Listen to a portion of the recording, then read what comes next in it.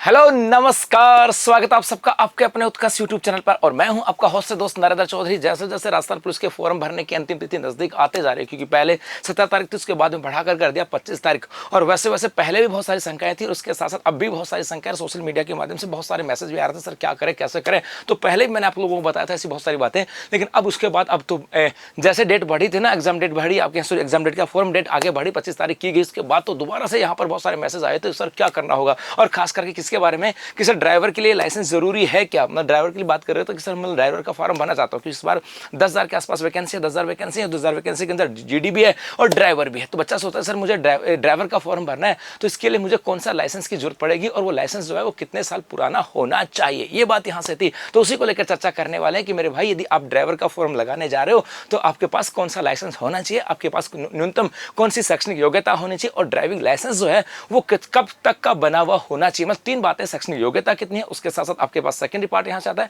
कि कौन सा आपके पास लाइसेंस होना चाहिए, और एक यहां से आता है कि कब का बना हुआ होना चाहिए। तीन बातें और तीन बातों की चर्चा हम लोग करने वाले हैं। जैसे हम बात करते हैं, यहां से आपका एक नोटिफिकेशन आया था, पुलिस कांस्टेबल का नोटिफिकेशन आया और उस नोटिफिकेशन के अंदर यहाँ पे न्यूनतम शैक्षणिक योग्यता की बात की गई थी। यहाँ पर बात की गई थी आपके न्यूनतम शैक्षणिक योग्यता भाई क्या होनी चाहिए। तो इसके अंदर कहा गया था कि मान्यता प्राप्त स्कूल या शिक्षा बोर्ड से सीनियर सेकेंडरी या 12वीं कक्षा या समकक्ष होना चाहिए। मतलब सीधा सीधा एक तो बात यहाँ से आती है कि मेरे भाई आप 12वीं पास होने चाहिए, क्योंकि ये फॉरम जो था ये 10+2 CET बेस के ऊपर था, तो 12वीं पास तो होना चाहिए और 10+2 CET वाले की बात यहाँ पे की गई थी। इसके अलावा कहा गया यदि आप कांस्टेबल ड्राइवर पद की पात्रता के लिए आवेदक के पास LMV या HMV लाइट मोटर व्हीकल होना चाहिए या हैवी मोटर व्हीकल, दोनों वैध ड्राइविंग लाइसेंस की बात करें, मतलब के पास या तो बात कर रहा है वो LMV की या HMV की, या दोनों के पास दोनों वैध ड्राइविंग लाइसेंस दिनांक 1/1/2026 से एक वर्ष पूर्व का बना होना चाहिए। मतलब 1/1/2026 से एक वर्ष पूर्व का, मतलब एक पूर्व का मतलब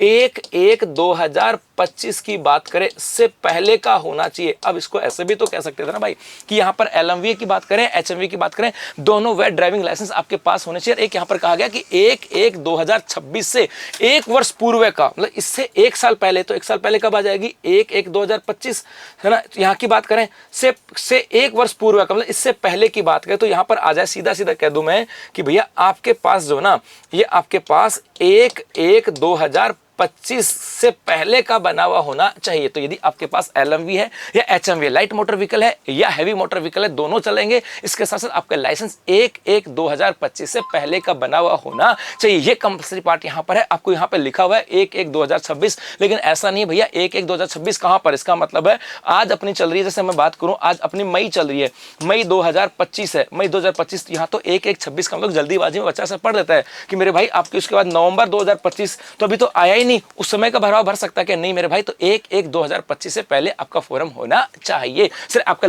लाइट मोटर व्हीकल या हैवी मोटर व्हीकल का लाइसेंस होना चाहिए, इस बात को ध्यान में रखना। तो अभी के लिए बस इतना ही, धन्यवाद।